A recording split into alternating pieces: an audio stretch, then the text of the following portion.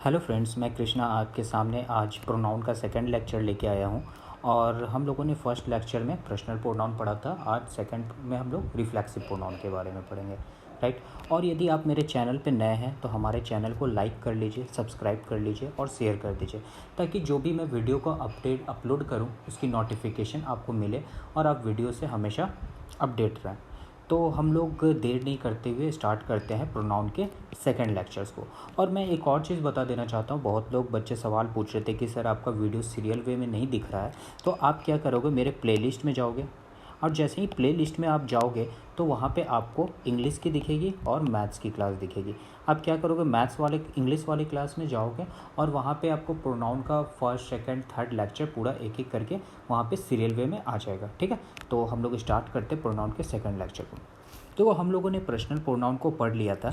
अभी हम लोग पढ़ेंगे रिफ्लेक्सिव, ठीक है। तो रिफ्लेक्सिव प्रोनाउन क्या होता है? रिफ्लेक्सिव प्रोनाउन को यदि डिफिनेशन के रूप में कहा जाए तो इसका डूअर और रिसीवर दोनों क्या होता है, सेम होता है, ठीक है। डूअर और रिसीवर क्या होता है, दोनों सेम होता है। तो आप कहोगे सर डूअर और रिसीवर क्या होता है, राइट, सवाल उठता है। तो आप लोग एक बचपन में एक खेल खेले थे, जैसे एक रस्सी रहता था, ठीक है। और एक थ्रेड में क्या करते थे हम लोग, एक छोटा सा गिट्टी या ईंटा एक बांध लेते थे और उसे अपने चारों साइड क्या करते थे, गोल गोल घुमाते थे, ठीक है। तो कभी कभी होता था ये गिट्टी जो होता था खुल जाता था और तुम्हें खुद चोट लग जाती थी, राइट, ऐसा होता था। तो जब एक घुमाने वाले कौन हो, तुम खुद हो, ठीक है। और वो चोट खाने वाला भी कौन हो, वो तुम ही हो। तो खेल खेलने वाले भी तुम ही हो और चोट खाने वाले भी तुम ही हो, मतलब कि एक्शन भी तुम ही कर रहे हो और एक्शन का रिजल्ट भी क्या हो रहा है, तुम ही पे हो रहा है। तो जब इस तरीके का केस होता है, जब एक्शन भी तुम ही कर रहे हो और उसका रिजल्ट भी, इम्पैक्ट भी तुम ही पे हो रहा है, तो वो मेरा क्या कहलाता है, एक रिफ्लेक्सिव प्रोनाउन कहलाता है। याद रहेगा, ठीक है। और एक सवाल आता है, डूअर क्या होता है, रिसीवर क्या होता है। देखो, डूअर जो होता है, हमेशा हम क्या बोले थे, एक सेंटेंस में वर्ब होना जरूरी है, ठीक है। एक वर्ब का क्या होता है, एक सब्जेक्ट होता है, उसको एक करने वाला होता है। तो ये जो सब्जेक्ट होता है, इस वर्ब को जो करने वाला होता है, वो मेरा कहलाता है डूअर, ठीक है। और वर्ब से जो एक्शन पे जो रिजल्ट होता है, जो रिजल्ट मेरा आता है, वो कहलाता है मेरा रिसीवर। आखिर रिसीवर कौन बोला, मान लो कि तुम एक रस्सी को घुमा रहे हो, तो जैसे घुमाने वाले कौन हो, तुम हो, ठीक है। चोट खाने वाले भी कौन हो, तुम ही हो। तो क्या हो गए, तुम डूअर भी हो गए और रिसीवर भी हो गए। तो रिफ्लेक्सिव प्रोनाउन भी क्या होता है, कुछ ऐसा ही होता है जिसमें डूअर और रिसीवर क्या होता है, आपके सेम होते हैं, ठीक है। तो मेरे ख्याल से आपको याद रहेगा कि जिसका डूअर और रिसीवर क्या हो, दोनों सेम हो, वो क्या कहलाता है, आपका रिफ्लेक्सिव प्रोनाउन कहलाता है, ठीक है। तो आगे बढ़ते हैं हम लोग। इसमें मैंने ये लिख रखा है कि सेम पर्सन हो और थिंग्स हो, ठीक है, उसे क्या कहते हैं हम लोग, रिफ्लेक्सिव प्रोनाउन कहते हैं। देखो, पर्सनल प्रोनाउन में भी हम लोगों ने क्या पढ़ा था, आई और वी क्या होते हैं, फर्स्ट पर्सन होते हैं। यू क्या होता है, सेकंड पर्सन होते हैं। ही, सी, इट और दे क्या होते हैं, मेरे थर्ड पर्सन होते हैं। क्या मैंने बोला, I first person, you second person, he, she, it और दे क्या होते हैं, मेरे थर्ड पर्सन होते हैं। आई का ऑब्जेक्टिव केस क्या होता है, मी होता है, आप पढ़े हो। वी का ऑब्जेक्टिव केस क्या होता है, अस होता है, पढ़ लिए हो, ठीक है। यू का क्या होता है, यू ही रहता है, मैंने ये चीज़ आपको बताया था वहाँ पे। ही का क्या हो जाता है, हिम हो जाता है। सी का क्या होता है, हर हो जाता है। इट का क्या हो जाता है, इट ही रहता है। और दे का क्या होता है, देम हो जाता है। ये होता है ऑब्जेक्टिव केस। बात करें हम रिफ्लेक्सिव के, ठीक ना, रिफ्लेक्सिव का, तो माई का क्या हो जाता है, आपका जो ये आई है, ठीक है, इसका मी हो गया ऑब्जेक्टिव, इसका बन जाता है माई सेल्फ। तो वो सेल्फ मतलब क्या होता है, खुद, ठीक ना। जो सेल्फ एक्शन का रिजल्ट हो, सेल्फ मतलब बोलते हैं ना, आप खुद से ये होमवर्क बनाओगे, you can do your self, तुम्हें खुद से बनाना पड़ेगा। तो सेल्फ हो गया क्या, तुम्हारा रिफ्लेक्सिव प्रोनाउन। वी का हो गया आवर सेल्फ्स, ठीक है। यू का क्या हो गया, योर सेल्फ, और प्लूरल में चला जाता है तुम्हारा योर सेल्फ्स। ही का क्या हो जाता है, हिम सेल्फ्स, ठीक है। हर का क्या हो जाता है, हर सेल्फ। इट का क्या हो जाता है, इट सेल्फ। और दे का क्या हो जाता है, दैम सेल्फ्स, ठीक है। तो ये होते हैं मेरे रिफ्लेक्सिव प्रोनाउन के एग्जाम्पल। ये सब्जेक्टिव और एडजेक्टिव केस में तो आपने पर्सनल प्रोनाउन में भी देखा था। और वहाँ पे सवाल मैंने क्या बोला था आपको, पर्सनल प्रोनाउन में पूछता है पॉजेसिव प्रोनाउन और पॉजेसिव एडजेक्टिव में, और यहाँ जो रहेगा आपका किससे पूछेगा, रिफ्लेक्सिव प्रोनाउन में। और रिफ्लेक्सिव प्रोनाउन पता कैसे चलेगा, जब आप सेंटेंस को पढ़ोगे और उसमें देखोगे जो एक्शन हो रहा है क्या उसका डूअर और रिसीवर दोनों सेम है। यदि डूअर और रिसीवर दोनों आपका सेम होगा तो क्या हो जाएगा, डूअर और रिसीवर दोनों सेम रहेगा तो क्या हो जाएगा, आपका वो कहलाएगा रिफ्लेक्सिव प्रोनाउन, राइट। तो हम लोग कुछ एग्जाम्पल को देखते हैं इस पर कि आखिर क्वेश्चन पूछता कैसे है हमारा रिफ्लेक्सिव प्रोनाउन से। आ जाओ, यहाँ पे देखो कुछ लिखा हुआ है, इस एग्जाम्पल के थ्रू समझते हैं। मेरा पढ़ाने का तरीका आप जानते हुए मैं हमेशा सेंटेंस को क्या कहता हूँ कि पार्ट ऑफ स्पीच में आप ब्रेक करो। जब आप पार्ट ऑफ स्पीच में ब्रेक करना सीख जाते हो तो आपको सेंटेंस को समझने में आसानी होती है और आप उसे वेरीफाई अच्छे से कर पाते हो। सबसे पहले आप क्या ढूंढते हो, मेन वर्ब, ठीक है। तो ये क्या बना मेरा मेन वर्ब, ठीक है। किल्ड करने का काम कौन कर रही है, सी कर रही है, सी क्या बना, सब्जेक्ट, ठीक है। हर क्या बना आपका, किल्ड। वाट या होम का रिप्लाई क्या होता है, ऑब्जेक्ट होता है, तो होम ये क्या बना आपका ऑब्जेक्ट बना, ठीक है। किल्ड क्या बना आपका, यहाँ भी मेन वर्ब बना। सी क्या बना, ये इसका डूअर है तो क्या बना आपका सब्जेक्ट, ठीक है। ये क्या है आपका डूअर है, डूअर क्या होता है, सब्जेक्ट होता है। हर सेल्फ क्या हो जाएगा, किल्ड, हर सेल्फ ये बनेगा ऑब्जेक्ट, ठीक है। अब यहाँ देखो दो सेंटेंस आपको देख रहा है, सी किल्ड हर और सी किल्ड हर सेल्फ। आखिर दोनों सेंटेंस में अंतर क्या है, दोनों सेंटेंस में डिफरेंस क्या है। देखो पहले सेंटेंस में क्या है, सी किल्ड हर, उसने क्या किया, किसी और को मारा है, ठीक है। जैसे मान लो कि दो खेल खेल रहे थे, ठीक है, तो उसे गुस्सा आया, उसने किसी को मार दिया। एक होता है कभी कभी अपने आप पे गुस्सा आता है, और जब अपने आप पे गुस्सा आता है तो क्या करते हो, आप खुद अपने आप को हार्म करते हो, अपने आप को चोट पहुंचाते हो। तो यहाँ पे क्या, सी किल्ड हर सेल्फ, मतलब कि उसने मारने वाले भी वही और मार खाने वाले भी वही, मतलब कि एक्शन और इसका रिसीवर, इसका डूअर और इसका रिसीवर दोनों क्या है, मेरा सेम है। तो क्या हो जाएगा, ये मेरा एक रिफ्लेक्सिव प्रोनाउन हो जाएगा। ऐसे ही देखो यहाँ पे एक और कुछ एग्जाम्पल दे रखा है आपका, इंट्रोड्यूस्ड क्या हो गया आपका मेन वर्ब, ठीक है। ही क्या बना आपका सब्जेक्ट बन गया, ठीक है। मी क्या बना आपका ऑब्जेक्ट बन गया। यहाँ पे इंट्रोड्यूस्ड क्या, यहाँ भी आपका ये मेन वर्ब है। ही क्या है आपका सब्जेक्ट है। Introduced home, her self object, ठीक है। अब इस सेंटेंस और इस सेंटेंस में क्या अंतर है, जो आप देखोगे तो आपको ये समझ में आएगा, ही इंट्रोड्यूस्ड मी, उसने मुझे क्या किया, इंट्रोड्यूस करवाया, मतलब परिचय करवाया। आप किसी पार्टी में गए, आपके पार्टी में गए, आप गए और आपके एक दोस्त भी है, ठीक है। आप दो पर्सन एक साथ क्या हुआ, पार्टी में गए, तो जो आप हो आप किसी को नहीं पहचानते हो, और आपका जो दोस्त है वो सबको पहचानता है। क्यों, क्योंकि कार्ड तो क्या थी, मान लो पार्टी में जो फ्रेंड था आपको वो सिर्फ कहा कि आप चलो, आप तो क्या वहाँ पे सिर्फ एज ए गेस्ट हो, और ये क्या एज ए गेस्ट भी है और एक फ्रेंड भी है। तो आपको क्या कर रहा है, अपने दोस्त से ये इंट्रोडक्शन करवा रहा है कि meet me, he is my friend, ठीक है। तो आपसे वो इंट्रोडक्शन करवा रहा था, ही इंट्रोड्यूस्ड मी। जब आप किसी और का इंट्रोडक्शन करवाओ तो क्या हो जाएगा, वो आपका सिंपल आपका सेंटेंस हो जाएगा। लेकिन ही इंट्रोड्यूस्ड हर सेल्फ, उसने क्या किया, अपना खुद का इंट्रोडक्शन दिया। जब आप इंटरव्यू देने जाते हो तो आप किसी और का इंट्रोडक्शन तो देते नहीं हो, आप अपना खुद का इंट्रोडक्शन देते हो। तो जब आप अपना खुद का इंट्रोडक्शन दोगे तो क्या होगा, आप रिफ्लेक्सिव प्रोनाउन का यहाँ पे यूज करें। क्यों, क्योंकि इंट्रोडक्शन देने वाले भी आप भी है, और इंट्रोडक्शन जो जिस चीज़ों के बारे में दी जा रही है वो भी आप ही हो। ही इंट्रोड्यूस्ड हिमसेल्फ, वो अपना इंट्रोडक्शन, जो बोलने वाला भी वही है और इंट्रोडक्शन देने वाला भी वो खुद ही है, मतलब कि दोनों पर्सन एक ही पर्सन है लेकिन अपना ही इंट्रोडक्शन दे रहा है, ठीक है। तो उम्मीद करते हैं ये आप समझे होंगे, और कुछ एरर है इस पर, आइए करते हैं जो एग्ज़ाम में पूछ रखा है। पहला क्वेश्चन क्या कह रहा है, the camel adopt it to the climate of desert.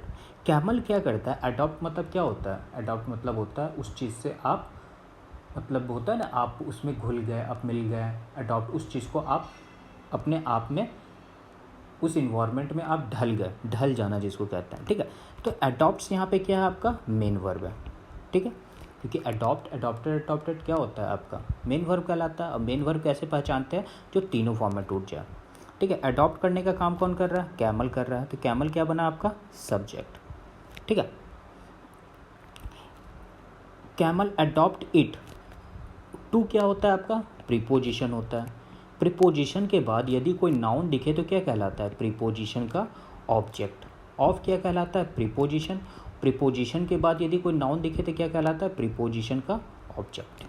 It क्या है आपका, ऑब्जेक्ट है, क्योंकि कैमल अडॉप्ट व्हाट, या होम, तो क्या खुद को अडॉप्ट कर रहा है, तो क्या हो जाएगा, ये आपका ऑब्जेक्ट हो जाएगा। तो इसमें एरर क्या है, आप जब सेंटेंस को देख रहे हो तो हम बात किसकी कर रहे हैं, कैमल की बात कर रहा है। अडॉप्ट होने वाला भी वही, ठीक है, और जिसकी चर्चा भी कर रहा है वो भी वही, ठीक है। The camel adopt it to the climate of desert, चर्चा किसकी हो रही है, कैमल की हो रही है, और ढलने वाला कौन है उस इन्वायरमेंट में, कैमल ही है। मतलब कि यहाँ डूअर भी सेम है, देखो ये डूअर, ये आपका डूअर है, ये क्या है आपका रिसीवर है। रिसीवर क्या होता है, ऑब्जेक्ट होता है।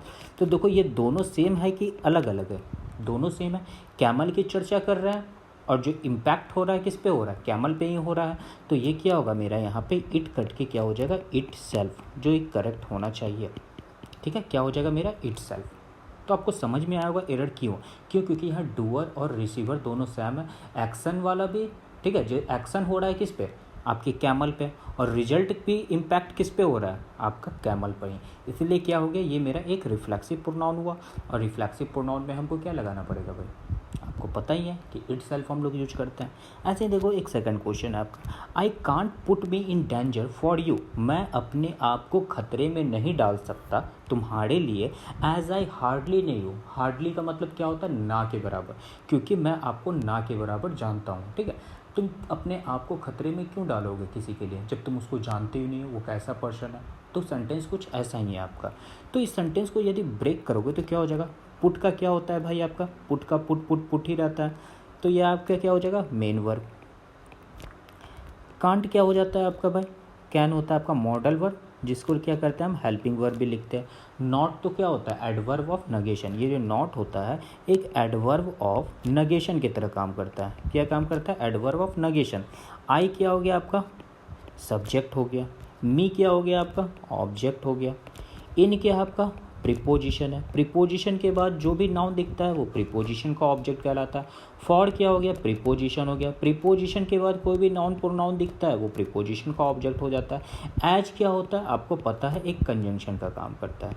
क्या करता है, कंजंक्शन का काम करता है। आई क्या हो गया, सब्जेक्ट हो गया। नो क्या हो गया, नो क्या हो गया, मेन वर्ब हो गया, ठीक है। हार्डली क्या हो गया आपका, एडवर्ब होता है। हार्डली क्या होता है, एडवर्ब होता है। यू क्या हो गया आपका, ऑब्जेक्ट हो गया, ठीक है। यहाँ पे क्या कर रहा है, I can not put me, यहाँ पुट क्या हो गया, मेन वर्ब। आई की चर्चा हो रही है, ठीक है। I can't put me in danger, देखो जिसके बारे में चर्चा की जा रही है और जिसका रिजल्ट का इम्पैक्ट पड़ रहा है क्या वो सेम है। ये जो मी है क्या इस आई के लिए ही यूज हुआ है, आप ध्यान से देखो। आई can not put me in danger, मैं अपने आप को तुम्हारे लिए खतरे में नहीं डाल सकता। तो आप देखोगे मी भी क्या है, ये आपका सब्जेक्ट है, ये आपका ऑब्जेक्ट है, ये रिसीवर और डूअर क्या है, दोनों सेम है। इस मेन वर्ब का डूअर और रिसीवर क्या है, दोनों सेम है। और जब डूअर रिसीवर सेम होता है तो हम क्या लगाते हैं, मी नहीं लगाएंगे बल्कि क्या लगाएंगे, माई सेल्फ, ठीक है। I can not put myself in danger for you as I hardly know you, क्यों, क्योंकि मैं तुम्हें ना के बराबर जानता हूँ। अब यहाँ पे देखो आप कहोगे सर योर सेल्फ लगाए या नहीं लगा, नहीं लगाएंगे भाई मेरे। आई हार्डली नहीं हूँ, आई हो गया मैं और यू हो गया सेकंड पर्सन, क्योंकि मैं तुम्हें ना के बराबर जानता हूँ। यहाँ डूअर और रिसीवर दोनों सेम नहीं है, दोनों अलग है, तो यहाँ पे हम यू ही रहने देंगे, ठीक है। आगे चलते हैं क्वेश्चन नंबर 3 पे। क्वेश्चन नंबर 3 देखो, put you in my place, तुम अपने आप को मेरी जगह रख के देखो, and then you can understand, तब तुम समझ पाओगे माई प्रॉब्लम, मेरी दिक्कतों को, मेरे परेशानियों को, ठीक है। अब देखो यहाँ पे क्या है तुम्हारा, इन क्या होता है आप जानते हो, प्रीपोजिशन होता है। इसके बाद जो भी नाउन आता है क्या कहलाता है, प्रीपोजिशन ऑब्जेक्ट। माई क्या होता है, एक आपका होता है पॉजेसिव एडजेक्टिव, माई क्या कहलाता है, पॉजेसिव एडजेक्टिव। यू क्या कहलाएगा आपका, सब्जेक्ट। अब देखो यहाँ पे मेन वर्ब जो है वो पहले आ गया, ठीक है। आपका मेन वर्ब क्या हो गया, पहले आ गया। ये बताओ सेंटेंस सही है, मेन वर्ब आपका पहले चाहिए, क्या ये सही है या सेंटेंस गलत है। आओ आगे देखते हैं। एंड अच्छा सेंटेंस है। एंड क्या हो गया आपका, कंजंक्शन, ठीक है। देन क्या होता है आपका, एडवर्ब होता है। यू क्या हो गया आपका, सब्जेक्ट हो गया, ठीक है। कैन क्या हो गया, हेल्पिंग वर्ब हो गया। अंडरस्टैंड क्या हो गया आपका, मेन वर्ब हो गया। प्रॉब्लम क्या हो गया, इसका ऑब्जेक्ट हो गया। माई क्या हो गया, पॉजेसिव एडजेक्टिव हो गया। ठीक है, यहाँ पे एक चीज़ बताओ, यहाँ पे जो है कभी मेन वर्ब से पहले सब्जेक्ट तो आएगा नहीं। ठीक है, तो एक चीज़ हमेशा ध्यान रखना, कुछ तो हमने सेंटेंस को ब्रेक करने में दिक्कत किया है। तो दिक्कत क्या किया है, देखो ये क्या होगा, आपका सब्जेक्ट आपका ऑब्जेक्ट कहलाएगा। और मैंने एक चीज़ कहा था, जब आपको मैं जब बेसिक ग्रामर आपको पढ़ाया था तो आपको याद होगा, यदि आपको सब्जेक्ट नहीं दिखे तो आप समझ जाओ क्या है, वहाँ पे हिडन है आपका, क्या है, आप हिडन लिखा रहता है आई, नहीं तो यू, क्या होता है आई या यू रहता है। I put you in my place, sorry वहाँ पे होता है यू, आई नहीं होता है, बल्कि क्या होता है यू होता है, यू। मैंने कहा था हमेशा वहाँ पे क्या होगा, यू होगा जब हिडन होगा तो you put you in my place, तुम मुझे अपने आप के जगह पे रख के देखो, तुम मुझे अपने आप के जगह पे रख के देखो। तो यहाँ पे क्या होगा, यहाँ पे क्या होना चाहिए, यहाँ पे डूअर यू भी सेम है, और क्या है, ये जो इम्पैक्ट पड़ने वाला भी मेरा क्या है, सेम। तो आप एक और चीज़ जानते हो कि यू का तो यू ही रहता है सब्जेक्टिव और ऑब्जेक्टिव केस। यू का सब्जेक्टिव केस ऑब्जेक्टिव के पर्सनल प्रोनाउन में हम लोग पढ़े थे तो दोनों सेम होता है। तो यू पुट यहाँ पे क्या होगा, योर सेल्फ, क्यों, क्योंकि डूअर और रिसीवर क्या है मेरा, दोनों सेम है। जब डूअर रिसीवर दोनों सेम होता है तो हम लोग क्या लिखते हैं, यहाँ पे क्या लिख देंगे हम, योर सेल्फ। और यहाँ पे तो यू आपका हिडन है, ये होता है आपका सेंटेंस में जब हिडन रहता है। तो हम सेंटेंस में आपको पढ़ाए थे, बेसिक का आप याद करो, बेसिक हम आपको पढ़ाए थे, तो उसमें पढ़ाए थे आपको, यदि कोई मेन वर्ब आपको दिख रहा हो, यदि बिना सब्जेक्ट का तो कोई सेंटेंस हो ही नहीं सकता, और जब सब्जेक्ट नहीं रहता है तो वहाँ आप जान लो कि यू आपका हिडन है। आप मेरा बेसिक लेक्चर नहीं देखे हो तो बेसिक लेक्चर आप मेरा देख लो, मैं उसको अपलोड कर दूंगा यदि नहीं है तो, और नहीं तो जो मुझसे पढ़ चुके हैं उनको मालूम है कि जब मेन वर्ब के बिना और बिना सब्जेक्ट के कोई सेंटेंस हो ही नहीं सकता, क्योंकि सब्जेक्ट और मेन वर्ब होना किसी सेंटेंस में बहुत ज़रूरी है। ठीक है, तो यहाँ पे क्या होगा, योर सेल्फ होगा, राइट। तो आप समझ गए होंगे। चलते हैं नेक्स्ट क्वेश्चन पे। यहाँ पे लिखा है माई सेल्फ इज कृष्णा। अब देखो, बहुत लोग, आप जब इंटरव्यू देने जाते हो तो बहुत लोग कहता है myself Rakesh, myself Roshan, myself blah blah blah, जो भी आप कहते हो। एक चीज़ हमेशा जान लो, कभी भी रिफ्लेक्सिव प्रोनाउन से कोई सेंटेंस की शुरुआत नहीं होती है।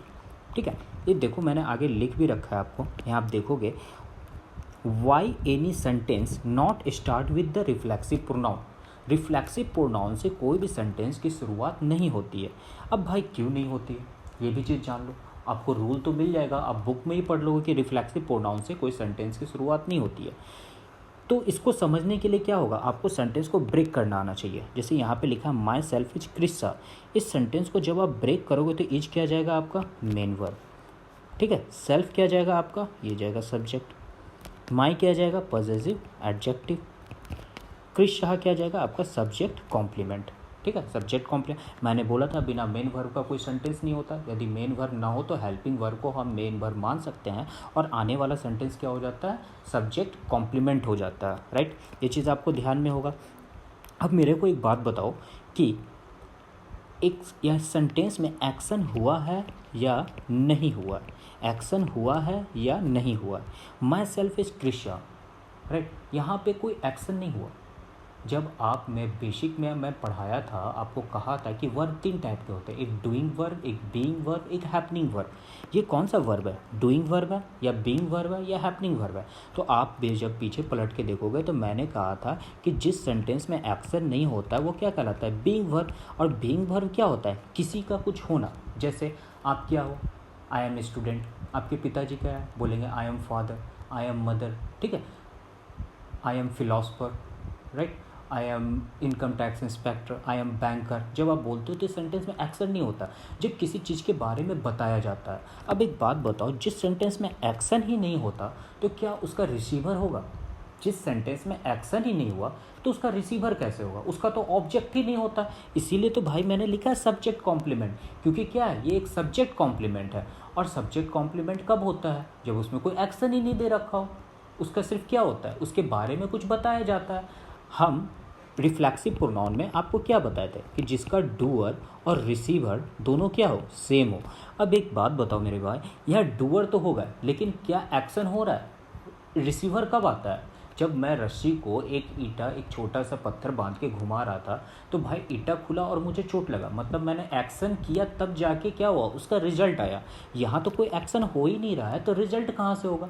जब रिजल्ट ही नहीं होगा तो हम क्या कहेंगे इसे, हम इसे कहेंगे कि भाई यहाँ पे तो एक्शन हो ही नहीं रहा, मतलब कि ये तो रिफ्लेक्सिव प्रोनाउन यहाँ हो ही नहीं सकता, राइट। तो रिफ्लेक्सिव प्रोनाउन नहीं होने का कारण क्या है कि यहाँ पे एक्शन हुआ ही नहीं है। इसीलिए हम सिर्फ क्या बोलेंगे, my name is Krish Shah या I am Krish Shah, right. तो इसका सही सेंटेंस क्या होगा, आई एम क्रिश शाह आप कर दो, ठीक है, नहीं तो कर दो my name is Krishna Kumar या my name is Krish Shah. इस तरीके के हम सेंटेंस को लिखकर समझ सकते हैं। और रिफ्लेक्सिव प्रोनाउन से सेंटेंस कभी भी शुरुआत नहीं होती, आपको दिखे तो आप काट देना। और यदि आपसे कहे कि क्यों नहीं होता है मेरे भाई, तो आप कहना कि रिफ्लेक्सिव प्रोनाउन में क्या होता है, डूअर और रिसीवर दोनों सेम होता है। लेकिन जब मैं बोलूँ माई नेम इज कृष्णा, इसमें तो एक्शन ही नहीं हो रहा।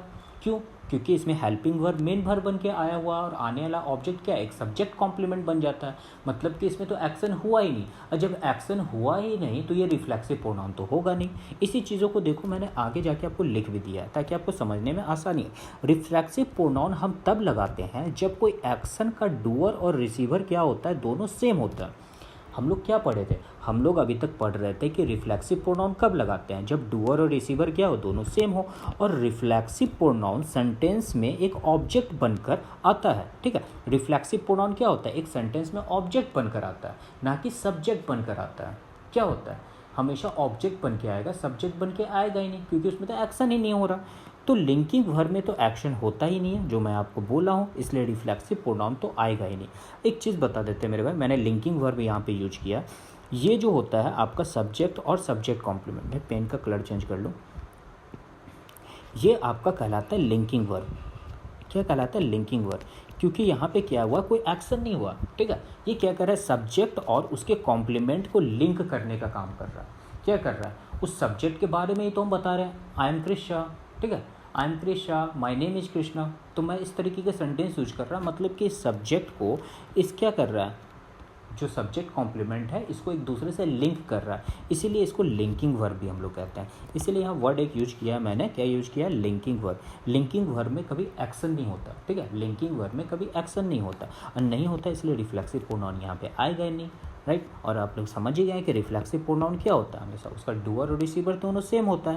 यहाँ कोई एक्शन का डूअर और रिसीवर दोनों क्या है, सेम होता है। लेकिन इस सेंटेंस का तो ऑब्जेक्ट बनकर आता है, सेंटेंस में क्या होता है, हमेशा ऑब्जेक्ट बनकर आता है। और यहाँ भाई सब्जेक्ट बनकर आ गया, तो सब्जेक्ट बनकर आ गया तो रिफ्लेक्सिव प्रोनाउन तो सब्जेक्ट बनेगा ही नहीं, ठीक है। तो इस चीज़ों को आप रूल बन के याद मत करो, उसको समझो भी, ऐसा रूल बना तो बना क्यों, इसके पीछे की लॉजिक क्या है। और आपको अच्छा लगे, ये रूल समझ में आए, तो आप कमेंट में जरूर लिखना कि हाँ मुझे समझ में आया या नहीं आया।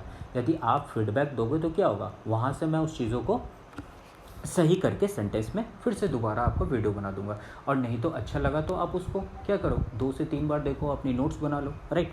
चलते हैं हम लोग आगे, थोड़ा आगे जाएंगे हम लोग। रिफ्लेक्सिव प्रोनाउन खत्म कर लिए, इसके बाद हम लोग पढ़ेंगे एम्फेटिक प्रोनाउन। कौन सा पढ़ेंगे, एम्फेटिक प्रोनाउन के बारे में हम लोग पढ़ेंगे, एम्फेटिक प्रोनाउन के बारे में। लेकिन इस वीडियो को यहीं पे एंड करेंगे, ठीक है, हम लोग ज़्यादा लंबा लेके नहीं जाएंगे। तो हर वीडियो को आप अच्छे से देखिए। मैंने फर्स्ट में आपको पर्सनल प्रोनाउन पढ़ा दिया, ठीक है।